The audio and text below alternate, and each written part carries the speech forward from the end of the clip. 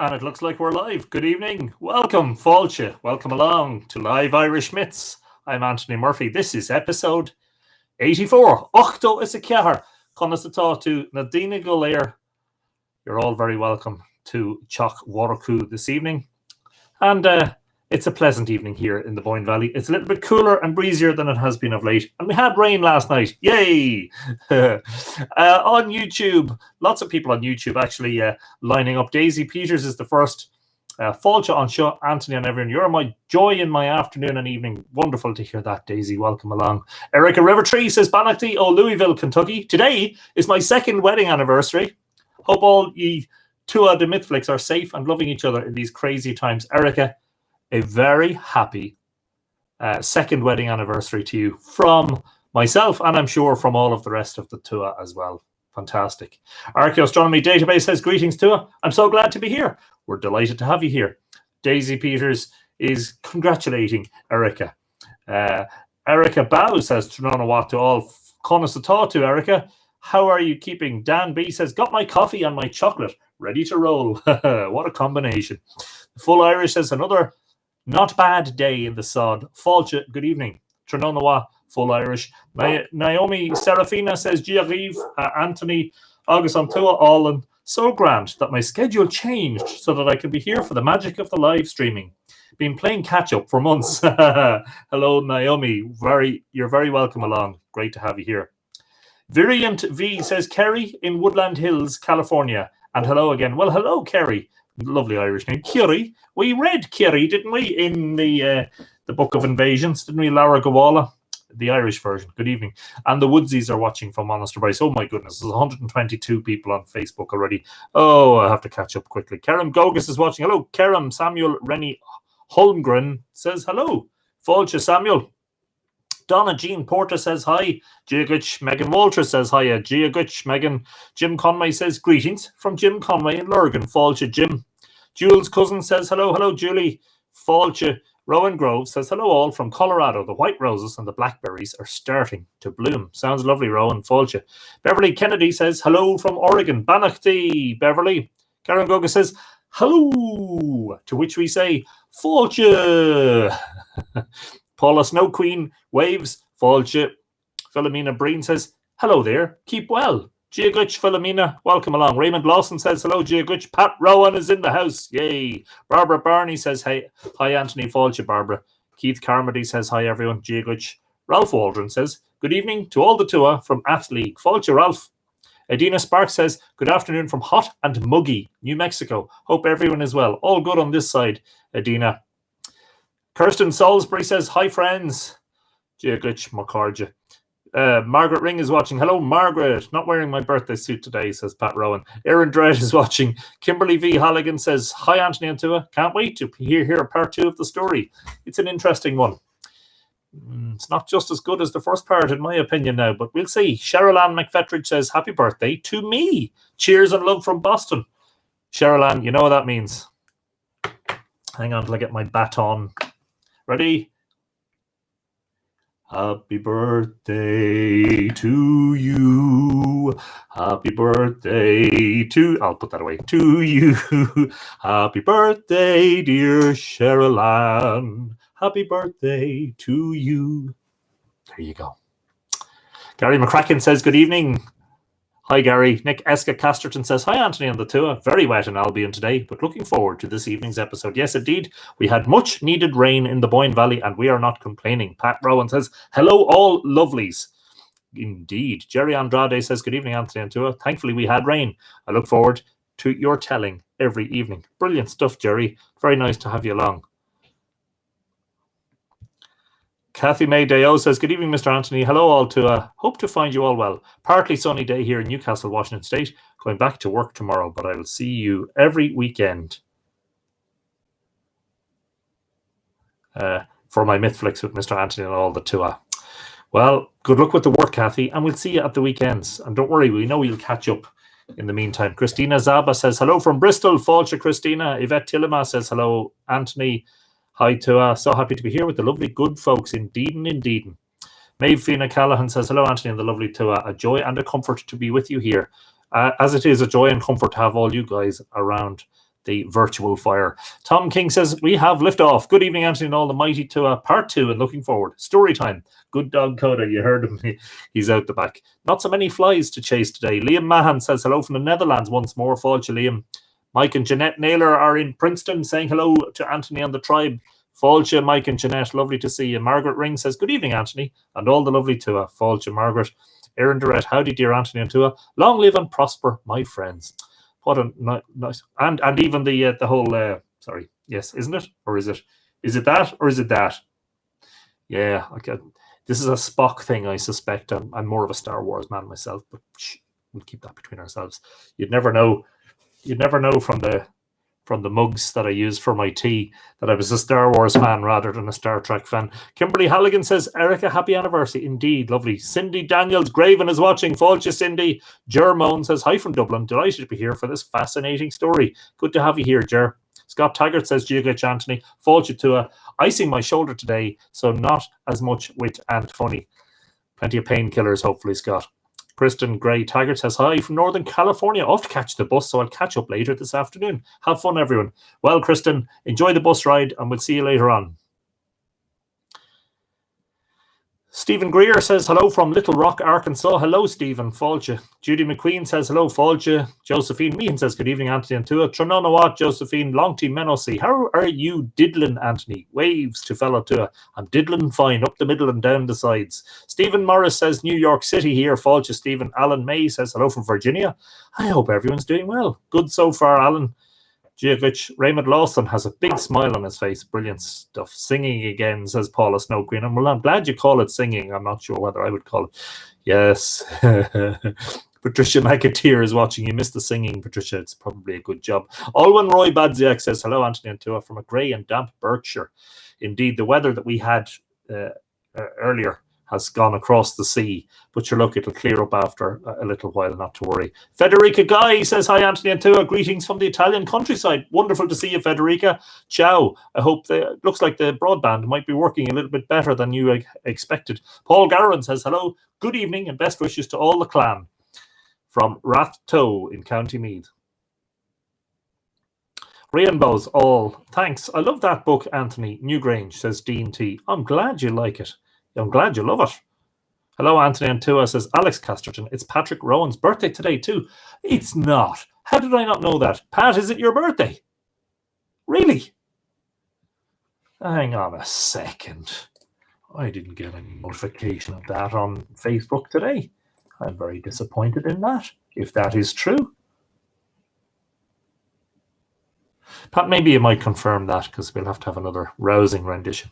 Oh, yes, no, he says it. It's my birthday today, Anthony Murphy. Can't believe that, Pat. Come here, listen to me. I don't care what anyone else says to you. You don't look a day over 40, right? Happy birthday to you. Happy birthday to you. Happy birthday, dear Patrick. Happy birthday to you. Brilliant stuff. I hope you have a day off work, Pat. But enjoy your day and happy birthday to you. Maria Rodriguez Doyle says, hello from Spain, Falcha. At this rate, the number of viewers is going to seriously plummet if I have to sing anymore. Pamela Mulready says, hi from Melbourne, Australia. Pamela, it's very nice of you to join us, but it has to be really early in the morning there, something like 4 o'clock or something. Brilliant. Nice to have you along. Happy birthday, Cheryl Ann, says Patricia. Barbara Kling says, hello, Anthony and Tua. Rainy in Vermont. Good day for stories, absolutely. Tracy Storm Regan Meador says, can't wait to go to Ireland in September from Burke, Virginia. We can't wait to have you here, Tracy.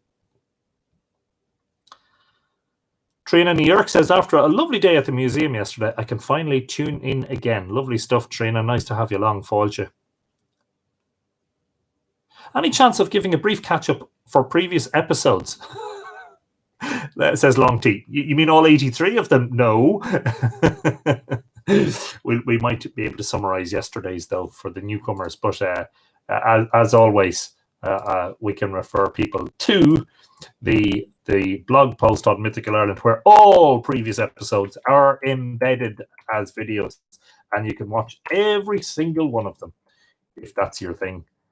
And if you're only beginning the series, you will have so much binge watching to do, but it'll be grand. You'll enjoy it.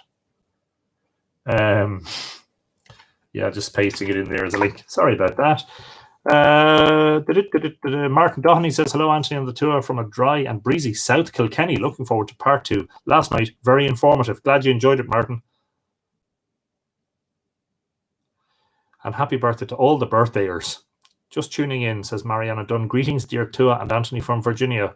Fáilte, Mariana. James Perry says, greetings from Loughlin Island in County Down. Lovely to see you, James. Fáilte. Keith Boyce says, good evening from Keith and Tara in Tala. I don't know about Keith, but there's 2 very important names from mythology. Tara Chower and Tala. Tala Munchot Parthalon. There you go. Lovely stuff. Lots of birthday wishes, which is great. Mark Gordon says, good day. Hiya, Mark. Fáilte. Jan Callahan says, hello from London. Feet up. Glass of wine today. I'm loving these evenings. Thank you. Thank you, Jan. Welcome along. Debbie Daly says hi from San Jose, California, where it's currently 93 Fahrenheit and scheduled to be at least 97 later. Stay cool and comfy, everyone. Yes, good advice, Debbie. Hello, everyone. Jennifer Foley says, finally back. Welcome, Jennifer. You're very welcome along. Pull up a seat and make yourself comfortable. Grab yourself a cup of tea. Marie McMarrow says, Jacksonville, Florida, checking in. Love the Irish tales. Fáilte, Marie, welcome. Always look on the bright side of Anthony's singing, says Paula Snow Queen. There is no bright side to my singing, except for the fact that it's somebody's birthday. Brilliant. That's brilliant. And Pat Rowan and sorry, who else's birthday was it? And we have Erica, whose 2nd anniversary it is. I've forgotten already. John Main is in on YouTube and says, Banachty os San Francisco Tosha, Kyart galore anseo. It's just fine. Brilliant stuff. Egg G says, good evening, Anthony. Which of your books do you recommend to start with? Mythical Ireland. Yes, Mythical Ireland, definitely, because it's in small, easy to digest sections. And I have something to talk about in a moment. Chuck Pearson says, howdy all from Houston in Texas. You're very welcome along, Chuck. Nice to have you in the house. Mandy McCurl says, hello. Made it. Internet is being naughty tonight. Bold internet. Slap on the wrist. Hello from Connecticut, says Melissa Dominic Jones. Fáilte, Melissa. Lots of birthday wishes for the birthdayers. Greetings to all, says Susan Scott from now sunny Connecticut. The sun just came out to greet you as well. Perfect timing. Oh no, I've just frozen up and missed most of the birthday song, but I'm back again. The thing about the rewinds, the reruns, is that you can catch it later, Fernando Rivera says, hello, thank you for the episode. Very glad to share it, Fernando.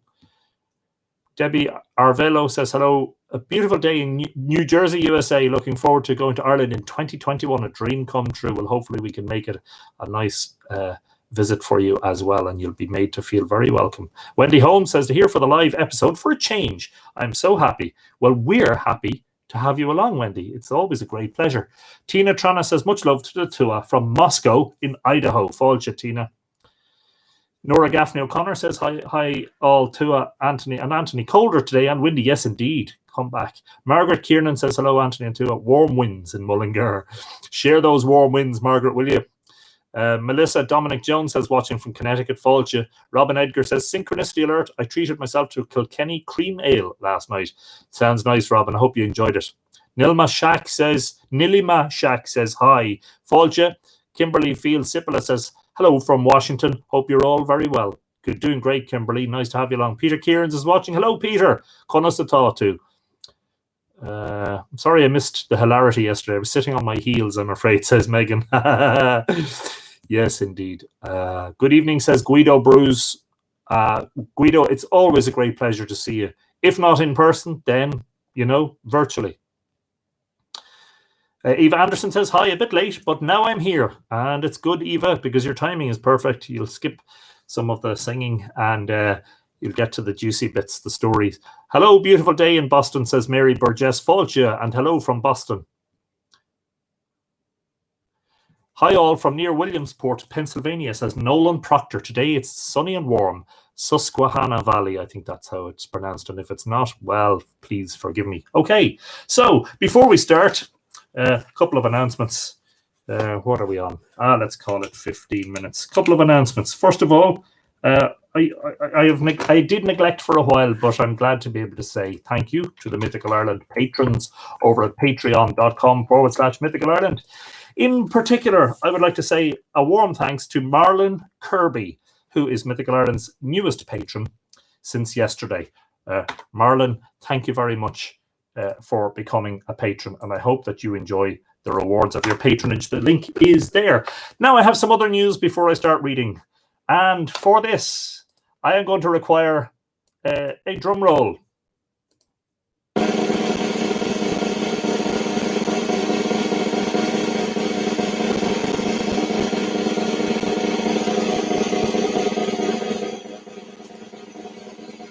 It's a non-stop drum roll, so I'll just give it doesn't go.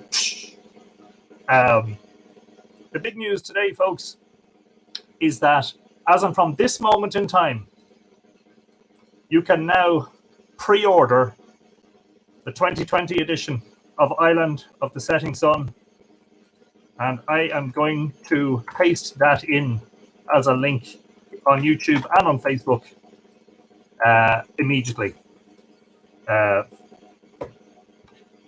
It is available to pre-order. I had a discussion today with my publisher, and I know I had told you originally that it was due to be published in late May.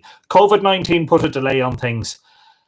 I'm glad to be able to report that the plan now is that it will be published and ready for release in July, probably late July and possibly into early August. We don't have a precise date yet until we get further precise details from the printer, but the cover is designed, and I am nearly halfway through the proofing of the new edition. There are minor changes and corrigenda being made, and I just have to provide a new foreword. Hopefully it'll be going to print in the next fortnight, and as I say, start getting in your pre-orders now, because it will be a limited print run, and when they're gone, as they say. So there you go, some good news this evening, because I know a lot of you, I have had so many inquiries lately, and people have seen it, of course, on Amazon and said, I thought this was supposed to be available, and what Amazon hadn't done was to inform people about delays due to COVID-19.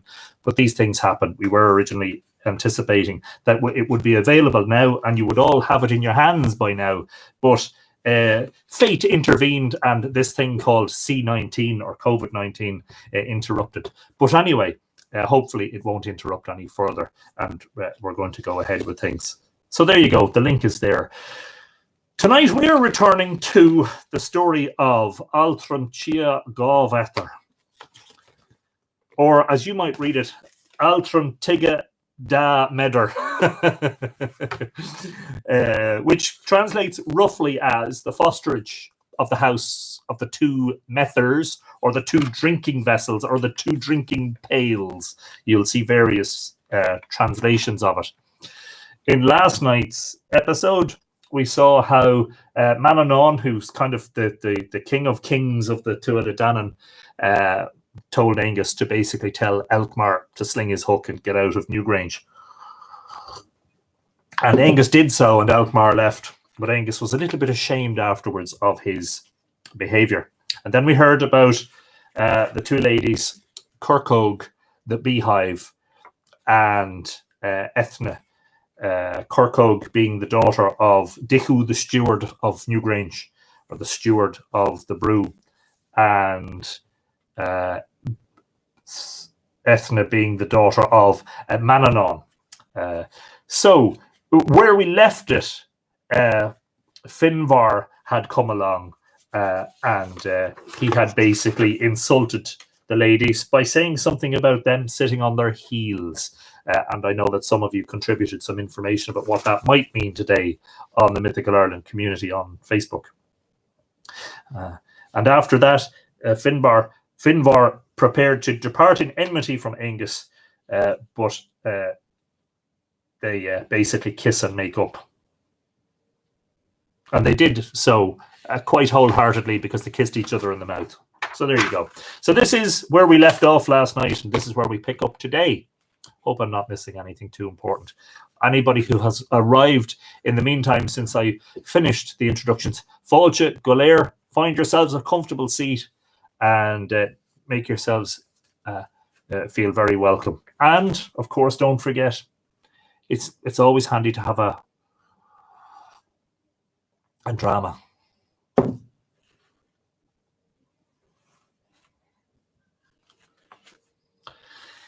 As for Ethna, she was for 7 days and 7 nights without tasting food or drink.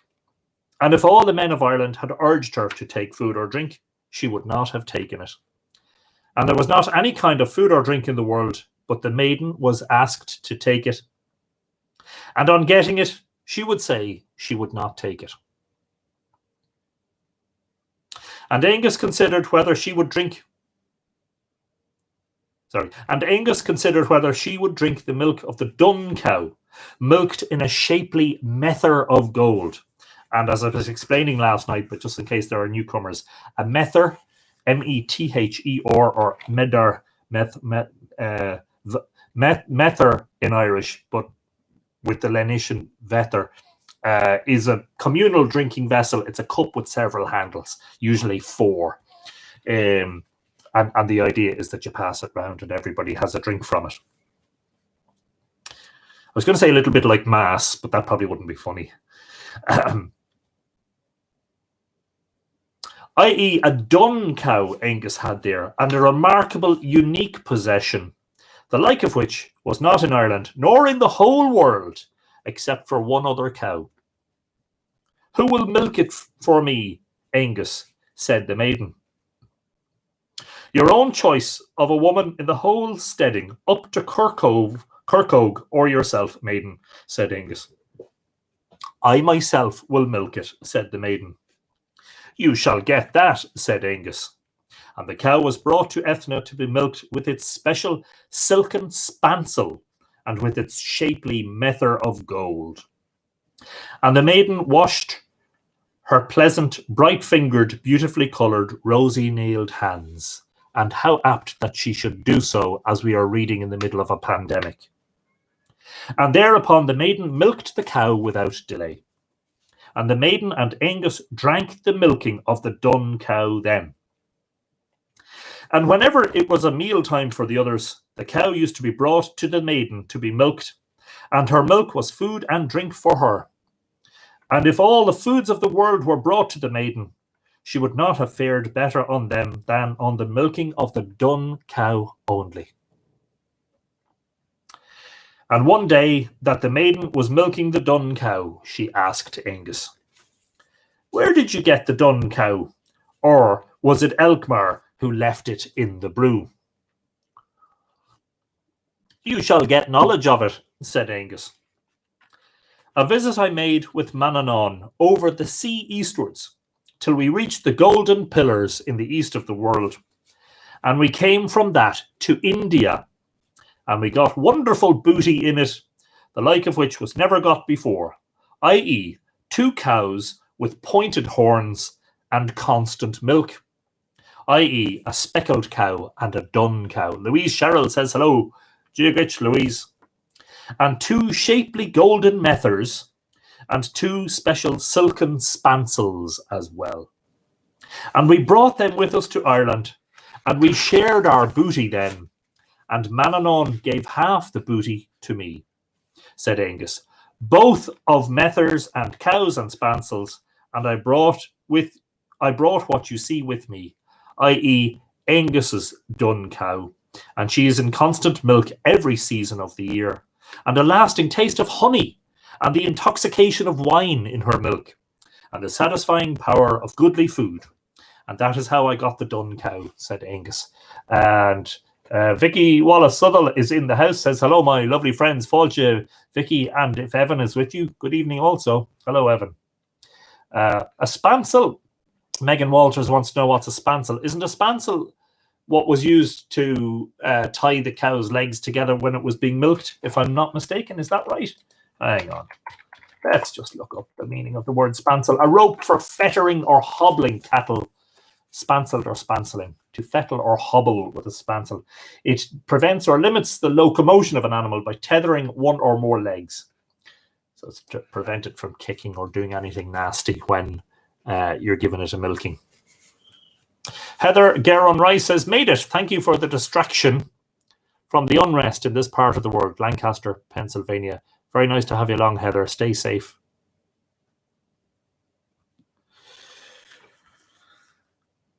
This is section 8. They're all numbered, which is unusual. Anyway, that was section 7. This is section 8. And after that, Angus left no druid or seer or sage or magician in Ireland without inquiring of them what caused the maiden not to eat any food in the world but the milking of the dun cow alone. And this is fascinating that he went off to India, where the cow is sacred, with Manannán, and they got 2 cows, and they got 2 spancels, and they got 2 methers. And they came back and divided up their booty between them, which was basically a cow and a mether and a spancel each. And he did not get any knowledge of it from any of them. I think I can turn that off now. And that story reached Cruhan, Nacoan, and Evan Avloch and the nobles of the land of promise. And that story they heard from Ethna from Ireland was a wonder to them. Maeve Fianna Callahan says, my copy of Newgrange Monument to Immortality arrived yesterday. Brilliant stuff, Maeve. Delighted to hear it. Hope you really enjoy it. And Manannán sent messengers for Kirkhogue and her womenfolk, and for Ethna too, especially, that he might find out what caused her to be without eating food.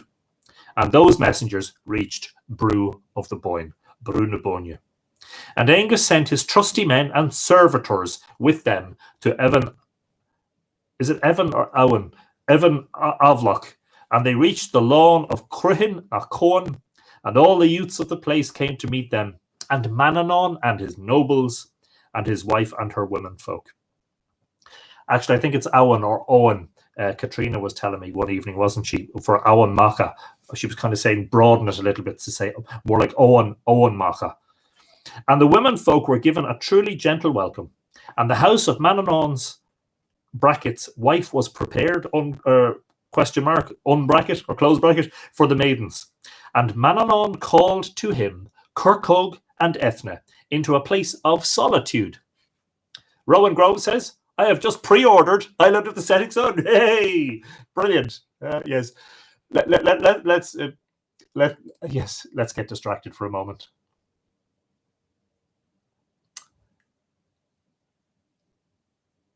You're actually the second, and Paul is the first.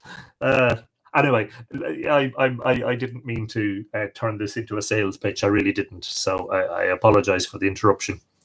So he called the 2 ladies into a place of solitude and said to Ethna, is it true that you do not eat food? Said Manannán.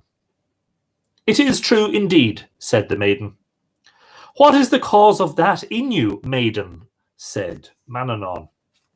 I do not know indeed, said Ethna, except that after the shame I received from Finvar, I could not eat any food in the world but the milking of Angus's dun cow, and I myself milking it into a golden mether.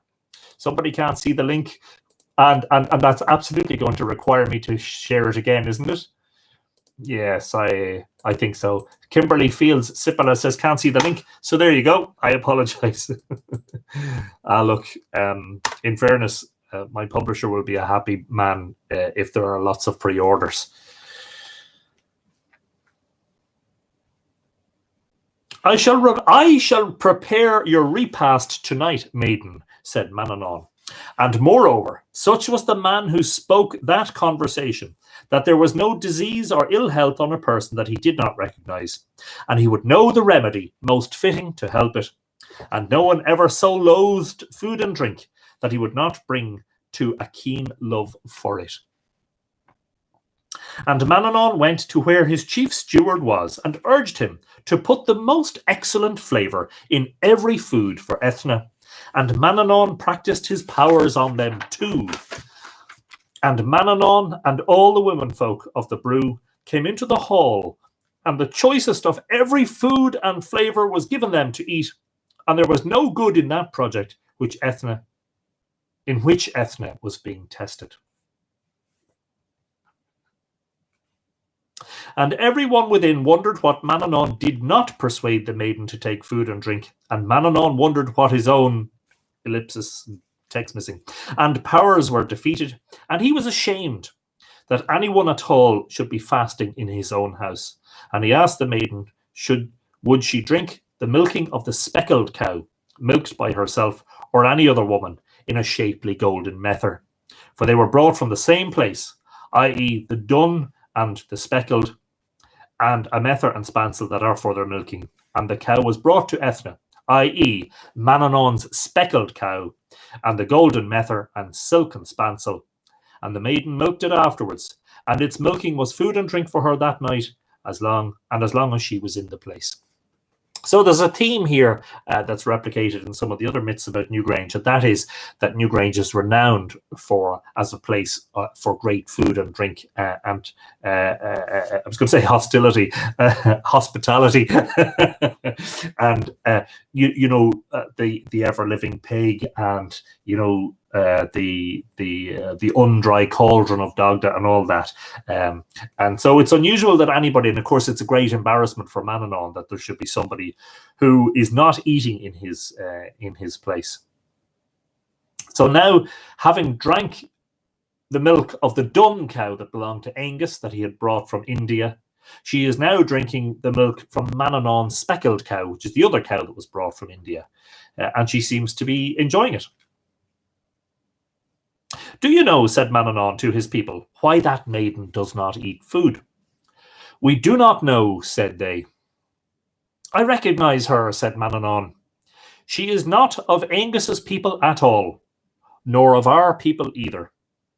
For when Finvar gave the insult to that maiden, her accompanying demon went from her heart, and an angel came in its stead. And that does not let our food into her body, and she will not revere magic or wizardry henceforth. And it is for that reason she drinks the milk of a cow, for it was brought from a righteous land, i.e. India, and the nurture and fosterage of that maiden will be talked of forever by everyone, i.e. the nurture of the house of the Two Methers, and that's where the tale gets its name from, Altram Tige Dá Medar. And it is the ellipsis three-personed Trinity, which will be the god of worship for that maiden, said he. So clearly, quite explicitly here, you can see that this is basically the Christian scribe de-paganizing Ethna. And remember that Ethna is another word for Bowen, another name for Bowen, another guise for Bowen, depriving the pre-Christian goddess of her deity and removing her perhaps from the pantheon by saying that basically she has changed, her demon left her, because if she was pre-Christian she must have been possessed by a demon if she was a deity, and that now she has an angel in her, and henceforth she's only going to worship one god, which is the god of the three-personed Trinity, which is very interesting. However, a fortnight and a month, Kirkhogue and her womenfolk and Ethna were in Evan Avloch, and she did not taste food of the place, but the milking of the speckled cow. And she travelled to her own house then. For though great were the mirth and joy, the pleasure and delight of Evan Avloch, I try to get the pronunciation right, Kirkhogue thought it more joyous than that to be in the brew on the banks of the Boyne.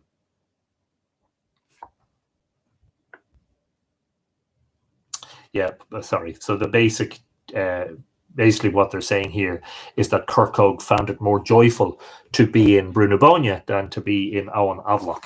And Owen Avloch is like another world, and it is the place where Manannán is associated with. And Manannán was delaying Kirkhogue and spoke the lay. O Kirkhogue of the pure form, and remember last night we were talking about Kirkhogue being a beehive and the chamber of Newgrange being shaped like a beehive. O Kirkhogue of the pure form, be not loath to stay. You will hear all the evening the melodies of the land of promise. I get, when in my couch, vast satisfaction of every wealth. And there are two lines missing. The harbour of Cruthen on which the sun smiles, on which are birds not ungentle. And there's another line missing. 3 ellipsis, O woman friend, O Kirkhogue. And it's an unfortunate aspect of the preservation of medieval vellum manuscripts that sometimes they get wet and moldy and dirty and brittle, and they, some of the text gets obliterated, unfortunately, and lost to time. Thankfully, we are able to piece most of the details of the story together. It is only very small fragments and details that are missing. Gillian Smith is watching. Fáilte Gillian Conasatatu. After that, this is section 9. After that, Kirkhogue and her womenfolk set off, and they bid farewell to Manannán and to his wife and to his people, and they journey to the Brew of the Boyne. And Angus came to meet them, and bade the womenfolk welcome, and asked tidings of them. And he asked Kirkhogue what food or drink Ethna used to take. Or did Manannán recognize the reason of her not taking food? She tasted neither food nor drink on this visit, said Kirkhogue, but the milking of Manannán's speckled cow. And the great powers of Manannán could not force food or drink on her. Howsoever, he recognized the reason why she does not taste food. Did Manannán tell you the reason? Said Angus. He did indeed, said Kirkhogue, and said thus, that it was the one all-powerful God caused her not to eat the food of the Tua de Danann, and said that when Finvar gave offence to the maiden, she parted from her magic, and that an angelic spirit came into the place of her mind, and he said that this is the cause of her abstinence, and that she is of no other people, but the true people of the all-powerful High King. And yes, again, here we go with the Christian intrusion. Margaret McKenna says, a bit late, but better late than never. Absolutely. Fáilte, Margaret, good evening to you. Gillian Smith is saying, Noswaith da. Now, I have no idea how that's pronounced, Gillian, but I'm sure that means good evening or something similar. And if that's the case, Trinonawa Tusafein, welcome along. However, from the time of Eramon, son of Meal, the maiden was in that condition till the time of Lera, son of Niall of the 9 hostages.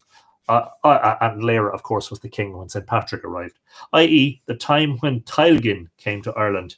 And that, I think, is a poetic name for St. Patrick, Tailgin. And the maiden's manner of life at that time was a period in the house of her foster father Angus in the Brew of the Boyne, and at another time in Manannán's house in Owen Avloch.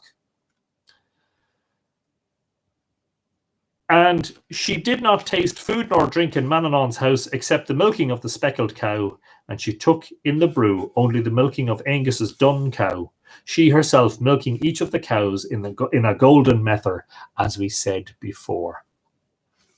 However, the nurture of that maiden was celebrated throughout Ireland among the Tua de Danann and among the sons of Meal, i.e. the nurture of the houses of Two Methers. Houses plural, yes, because one is Brunabonia and the other is Owen Avloch. And it is still called the Fosterage of the houses of Two Methers, and that nurture is still proverbial and will be forever. And this is section 10. After the arrival of the Tailgin, and after his banishing of druids and demons from Ireland, this is now in the setting of the period of St. Patrick, and after everyone in general had taken up the yoke of faith and piety, Kirkhogue and her womenfolk were on the lawn of Brunabonia in the summertime. The sultriness and heat oppressed the womenfolk, and they went to swim in the Boyne.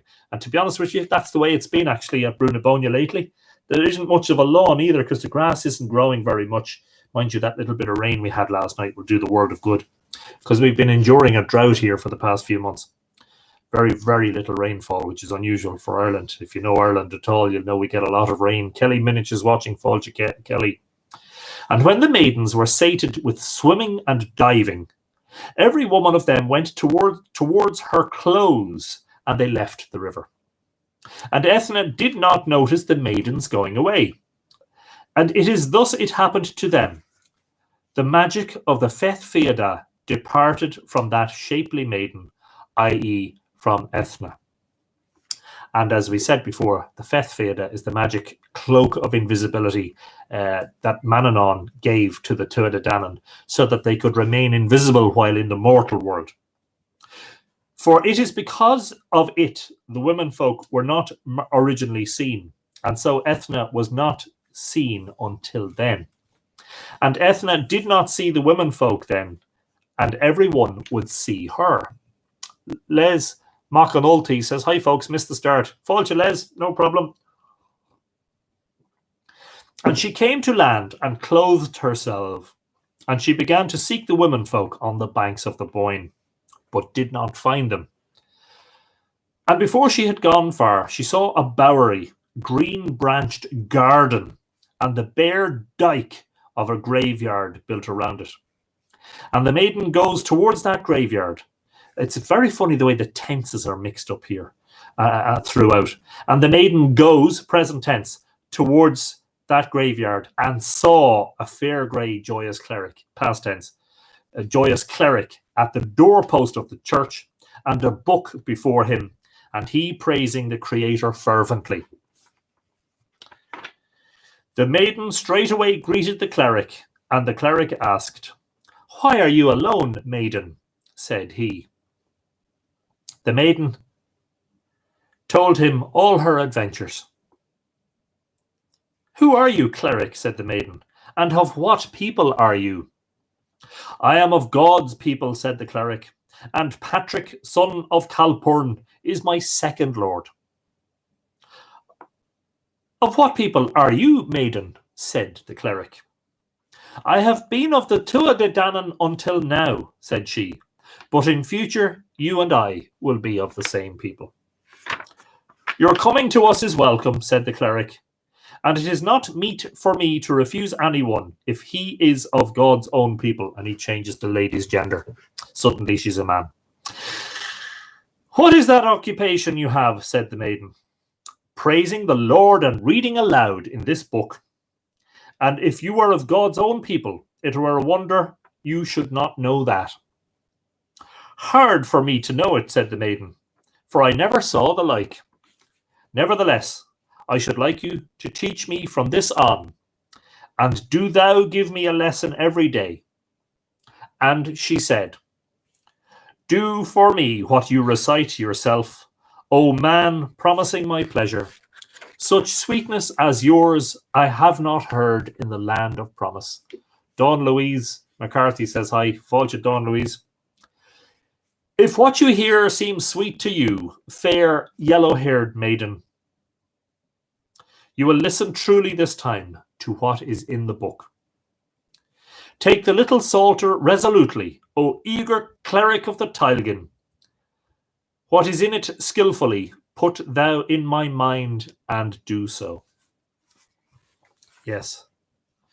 It's not that he literally changed her gender, but he only referred to he.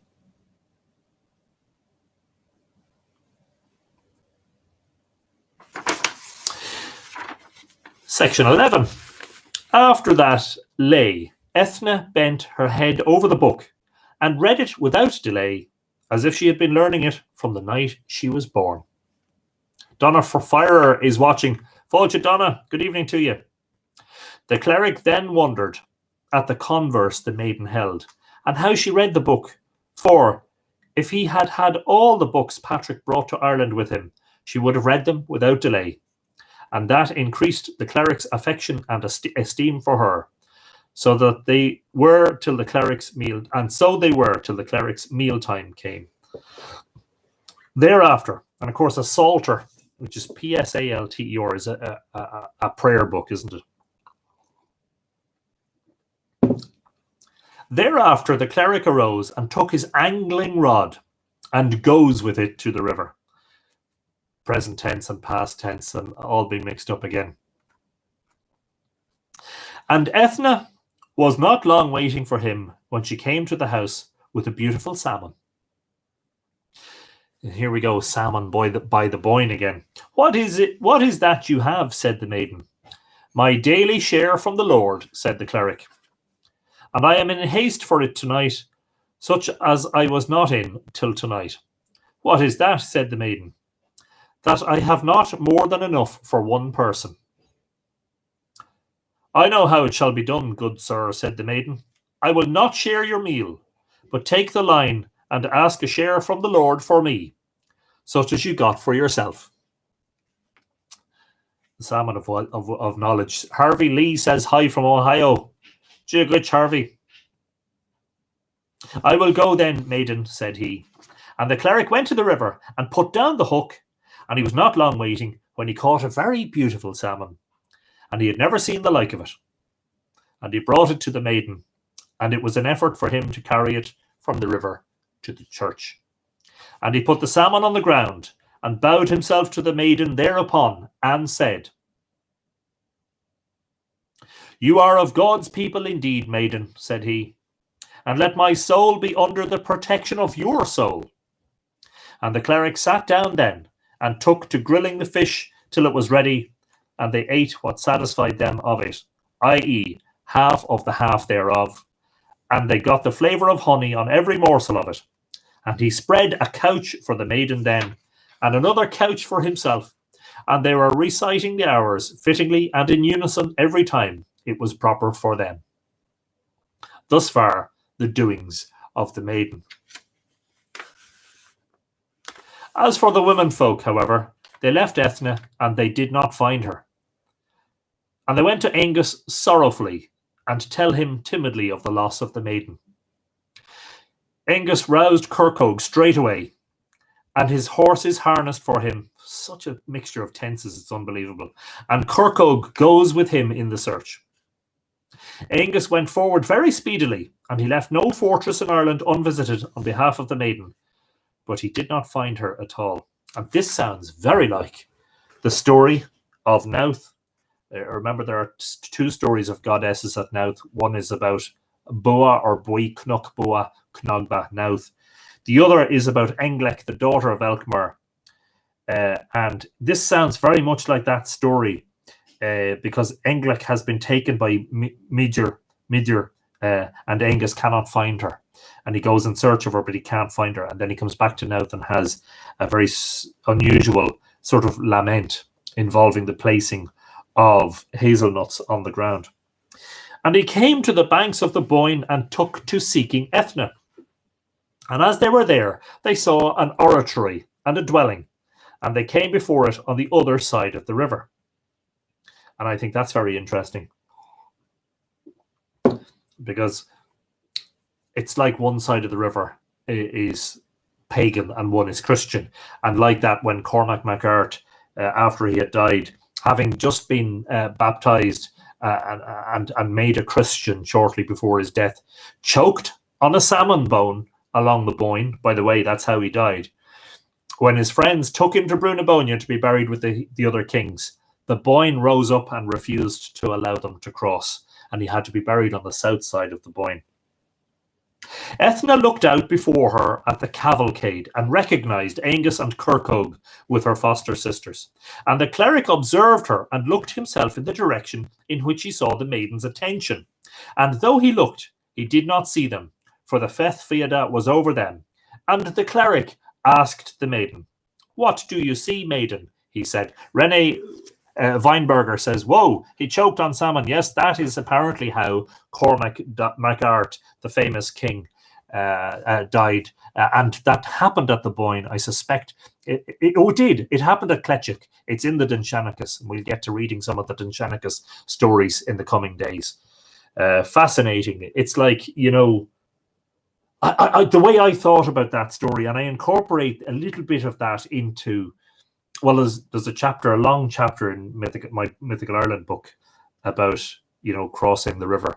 But in Return to Segish, this book that I've written that I haven't published, I was inspired a little bit by that. And I kind of thought that perhaps the salmon of knowledge represented the old pre-Christian wisdom. And because Cormac was now a Christian, it wasn't considered wisdom anymore, in much the same way as Ethna was fine eating ordinary Tuatha De Danann food until Finvar came along and and uttered his insult. And all of a sudden then, she can't eat the Danann food anymore because she's going to be a Christian, Fascinating stuff, really. Very purposefully symbolic to die from choking on a salmon, says Maeve. Yes, absolutely.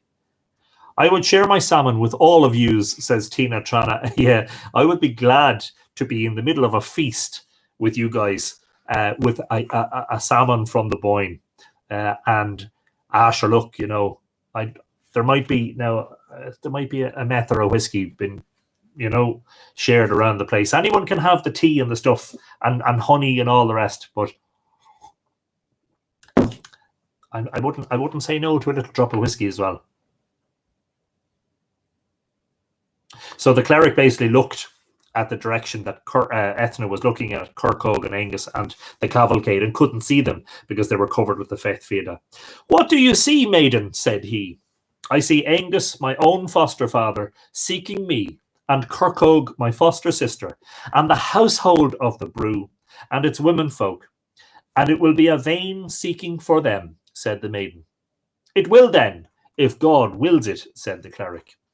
And she said, Dear to me, this cavalcade. I see beside the blue-edged Boyne a royal, proud company, which never shunned strife or affliction. The joyous king of the company, Angus Og, son of the Dagda.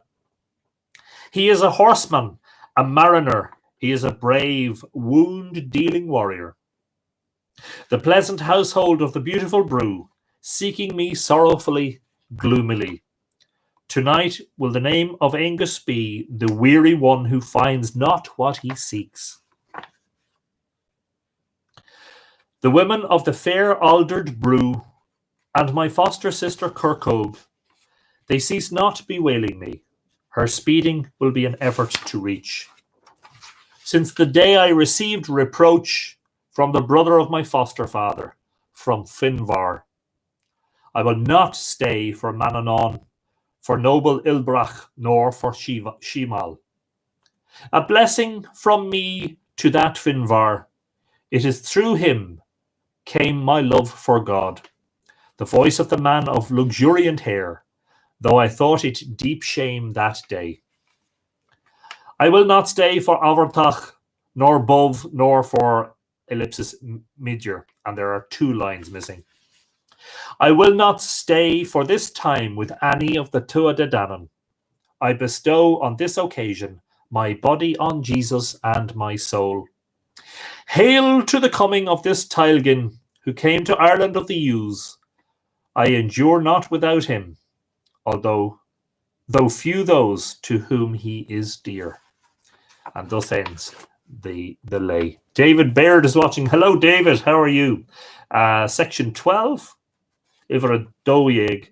After that lay, the cleric prayed the Lord that Patrick should come to help and succour him, for fear the maiden should be taken from him against his will.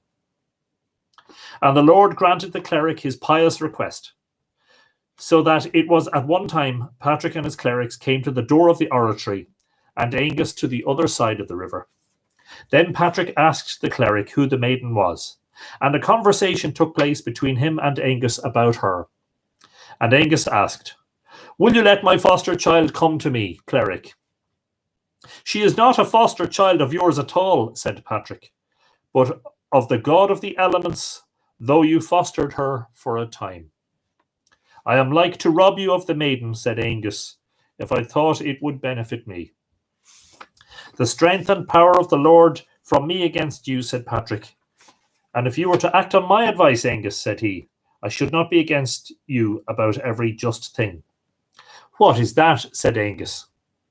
To worship the true Almighty God, and to shun vain gods, and to be baptized in the name of the Trinity, and to change your name, and to part you from punishments.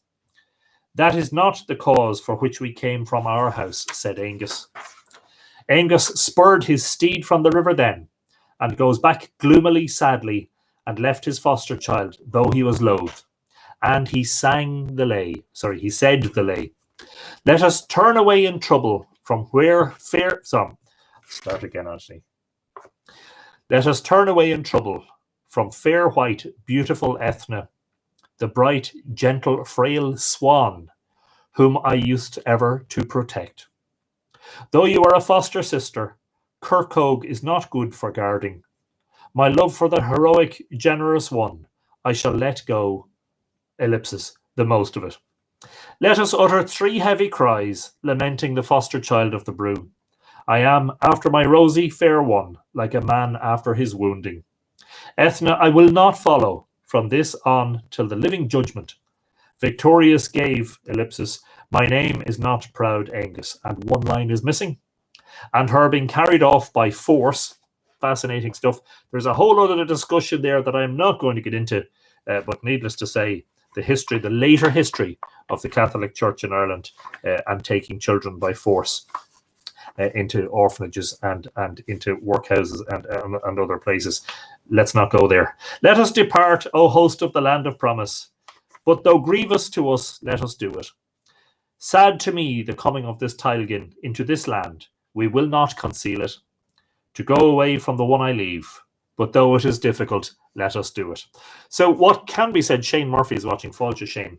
What can be said here is that Angus had the honour and the dignity to stand up against the admonishments of the purveyor of the new religion, Patrick Tailgin, you know, and that he was being issued with all sorts of threats that if you don't, then you're going to be punished, etc., etc. And despite the fact that Angus was very, very fond of Ethna and he had a deep affection for his foster child, he was willing to let her go rather than convert.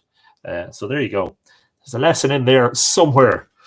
After that, Angus and his people gave a great lamentable cry, lamenting Ethna. When Ethna heard the cry of Angus's people lamenting her, her heart leapt in her bosom, and a pang of woe passed from one breast to the other in her, and she asked Patrick to baptize her and pardon her sins.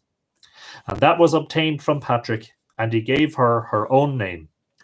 However, the maiden was thus till the end of a fortnight, ill health weighing on her, and praying God and Patrick. And Patrick and his clerics were sad at that, and when Ethna perceived death to be near her, she enjoined the protection of her soul on God and Patrick, and said the lay, Call me, ye people of heaven. I trust my soul to your entreaty. I shall not leave heaven now for the brew of my foster father Angus. Pleasant the household in which they are, the good people of the pure Lord. Such good fortune is not found. It is an unchanging happiness. Though there be many cries and weepings among the women folk of the brew, I prefer the cry of clerics round my head, protecting my soul from hell. I thank the Christ of the peoples from my parting from the Tuatha De Danann. Though I am of them, I am not of them. I believe in Jesus the High King. The fosterage of the houses of the Two Methers. The story is not a story I do not know. The nobles of Grassy Folla will be all asking for it. Generous Patrick, son of Calpurn, may you part my soul from pain. Forgive me my faults and my wrongdoing. If you hear me, answer. After that lay, Patrick took the maiden's head in his bosom, and she sent forth her spirit to heaven. And she is buried honourably by them, so that it is from her named Ceall Ethna at Brew of the Boyne. Knowledge of the name of the cleric to whom the maiden came, i.e., he was Ceasan, Ceasan, son of the King of Alba, son of the King of Scotland or Britain, depending. I'm not sure. Is it the earlier myths that it refers to Scotland, and the later it just refers to sort of more broadly Britain? And he took a dislike to the hermitage through Ethna's dying in it, and he left it, and goes to Fí Gaibhla, and founded a church there, so that there is the church named from him, i.e. Clúan Ceasan in Rush MacTrone in Fí Gaibhla, and it was a hunting camp of the Fianna before that. Thus far the fosterage of the houses of the Two Methers, and Patrick ordered that there should not be sleep or conversation during this story, and not to tell it except to a few good people, so that it might be better listened to, and Patrick ordained many other virtues for it, as it is said in this elegy. Let the grave of generous Ethna be dug by you in the churchyard over the green-watered Boyne. After the maiden of the sunny knowledge, Angus's host will not be joyous. I and Angus, skillful in weapons, two whose secret intention is not the same. We had not on the surface of this earth any beloved like Ethna. I shall leave these virtues for the story of Ethna from the fair Maigu. Success in children, success in foster sister or brother, to those it may find sleeping with fair women. If you tell of the fosterage before going in a ship or vessel, you will come safe and prosperous without danger from waves and billows. If you tell of the fosterage before going to a judgment or to a hunting, your case will be prosperous and all will be submissive before you. To tell the story of Ethna when bringing home a stately wife, good the step you have decided on, it will be a success of spouse and children. Tell the story of noble Ethna before going into a new banqueting house. You will be without bitter fight or folly, without the drawing of valiant pointed weapons. Tell to a king of many followers the story of Ethna to a musical instrument. He gets not cause to repent it, provided he listen without conversation. If you tell this story to the captives of Ireland, it will be the same as if it were open, it will be the same as if were opened their locks and their bonds. A blessing on this soul that was in beautiful Ethna's body. Everyone who has this elegy, he shall win the goal. Beloved, the smooth yellow hair. Beloved, the ruddy, comely face. Beloved, the fragrant, comely body. Beloved, the sweet-worded mouth. Beloved, the noble, lovable body. Beloved, the face with its fairness. Beloved, the beautiful, modest mouth. Beloved, the thigh with its brightness. Let them be written in our schools, her generous miracles, and let them be seen. Her body let it be laid out in this world of ours. In the churchyard, let it be buried. Finite. And so thus we see, don't we, in the story of Altram Tige Dá Medar, a very, very, very definitively and seriously altered old story. We know it's an old story because it reflects other old stories. It has the same themes, the theme of Elkmar owning Brunabonia, Sheedenbroga, the theme of the Daedanans being immortal in there and living happily, the theme of them being able to come out into this world in invisibility, etc., etc. And all of a sudden, if you think about last night's episode and tonight's episode, they really are two polar opposites. Because basically the Christians come along and extract Ethna. She is separated from her women folk, and from that point forward, all she wants to do is to pray and have clerics around her, and she devotes herself to the one true God. And basically, what's the word? Not betrays, but she gives up. What's the word? She deserts her foster father, her foster sister, and all of the people who have loved her up until that point. And so there's no doubt that elements of that story are pre-Christian. There's absolutely no doubt about it. But also there's no doubt that it is a serious attempt to basically, and I use this word very, very sort of selectively, to kidnap one of the Tuatha Danann, to find her in a compromised situation with regards to not eating the food of the Daedanans, and to explain it that her demon has left her. In other words, all the rest of the Daedanans have demons in them, and this was a way that the church tried to deal with Daedanans over long periods of time, to make them humans who died and who had lineages like other humans, to make them demons, to make them fallen angels. And I think eventually the church realized that the best thing to do about the Daedanans was to stop talking about them, because like prohibition, when you talk about something, you just encourage an interest in it. Personally, I think it's a very, very sad tale. Ethna is another name for Bowen. And if we're talking here about Bowen, or a version of Bowen, I can't even begin to bring myself to accept that Bowen, to whom the whole place is dedicated, would suddenly abdicate all of that and give it up for the sake of this very, very male-dominated new religion that arrives, and is so male-dominated that it actually refers to her as a he. But anyway, I wonder what it would be interesting to see, given the later churches, the Catholic Church's sort of views on celibacy and everything else. Why is there such importance being placed on her physical appearance? Beautiful hair, ruddy, comely face, fragrant body, sweet-worded mouth. Beloved the thigh with its brightness. Like, if these clerics are purporting to be practicing celibacy, then they shouldn't be thinking about such things.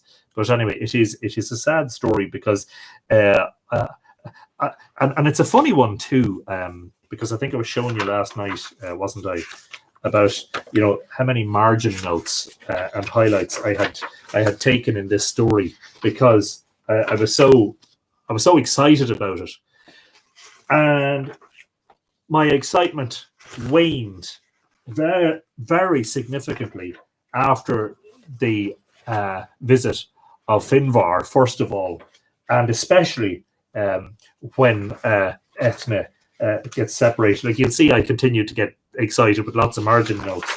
But after a while, when Ethne gets separated, the margin notes and the highlights become fewer and fewer and fewer, because I was no longer excited about the story. I could very, very definitively see that this was an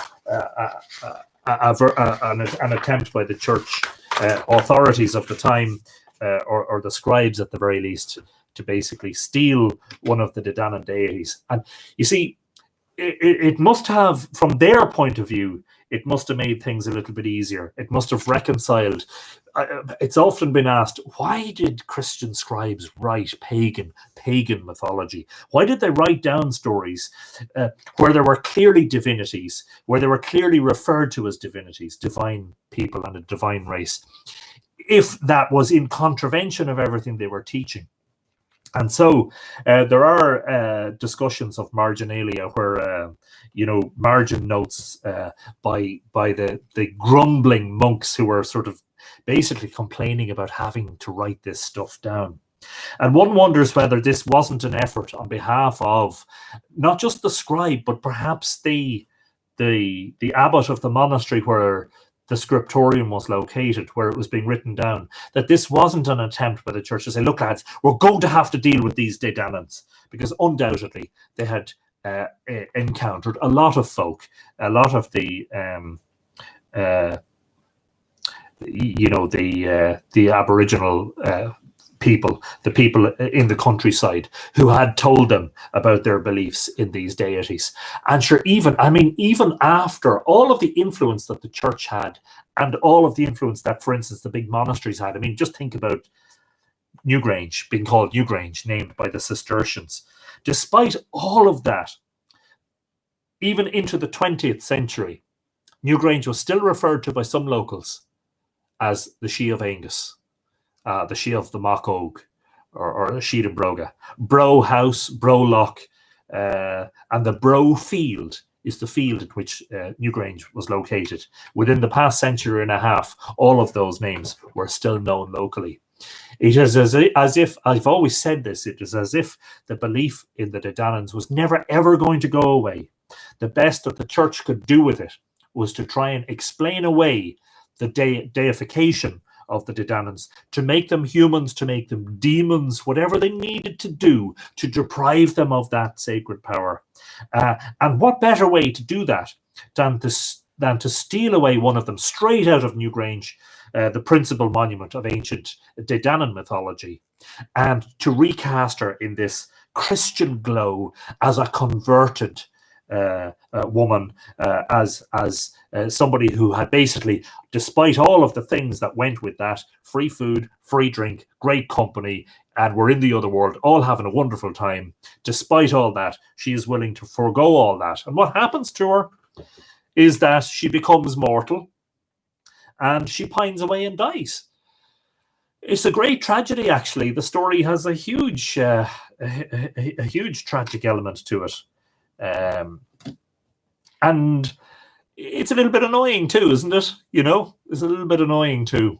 It's like we know, don't we, that the original version of that story almost certainly involved Manannán and Aengus and Elkmar and the two ladies, Kirkog, whose shape was the shape of the Chamber of Newgrange, and Ethna, who's another name for Bowen. We have all of these names and we have all these characters who are undoubtedly part of the original story. But when the monks got hold of that story, they said, lads, listen here now. This is not going to sit well with the abbot. These are basically, the deities before our deity, and we can't have any of that. What are we going to do about it? And so effectively, Altram Tige Dá Medar, which originally was an indigenous story pertaining to the Tuatha Dé Danann and pertaining directly to Newgrange, turned out to be a story of Christian propaganda. Or at least that is how they would like us to view it. And my own view, for what it's worth, and I've said it before, I'm not a scholar, I'm just an enthusiast. My own view is that we should take the story back again and remember, crucially, that the second half of the story, from the moment Ethna loses touch with her womenfolk, that is basically church propaganda. Let's take it back again and let us imagine what the original story might have been like. But anyway, for comparisons, the very short story, the Gawal in Shida, the distribution of the Otherworld Mounds, in which Aengus dispossesses Newgrange, dispossesses his father, the Dagda of Newgrange, is one to be compared with. And of course, Tochmark Etain, the wooing of Etain. And of course, she goes away and is pursued, etc., etc., except she is not Christianized. In later form, she becomes the wife of the King of all Ireland. And without at all meaning at any point, and this is why I've always been very, very careful about these things, it is never, ever my intention to sow hatred or discontent with the church as a body. I think that what the very best thing we can focus on is, rather than focusing on the negative aspect of it, i.e. the propagandizing of one of our ancient stories by the church, what we should do is focus on the fact that a great deal of that story is pre-Christian and probably goes back into the mists of time, and do ourselves a favor and immerse ourselves in that lore and that mythology so that we can better understand where the various aspects of that story come from. If you have any thoughts, indeed, at any point about the fact that the Manannán and Aengus had to go to India for the two cows, that is really very interesting. If you have anything to add on that, I would welcome your thoughts on it. But there you go. I knew this one would be a sort of a different one from that point of view. Like, it's all very well reading the stories, but then if suddenly they turn into basically a propaganda of the church, then it's not quite the same, isn't it not? It's not quite the same. When you're reading story of the Fianna, even though warriors are getting killed and they mourn each other, and you're reading stories of the great battles between the Danans and the Milesians, or the Danans and the Favorians, etc. There are losses on either side, and sometimes characters come and go, or they rise and fall. But in this case, this is like a very deliberate attempt to twist and turn the story in favor of a new belief system. Anyway, for what it's worth, I just, in case it wasn't clear over the past 84 episodes, there is something that I should make clear, and that is that personally, I consider myself agnostic, and my description of that, or my best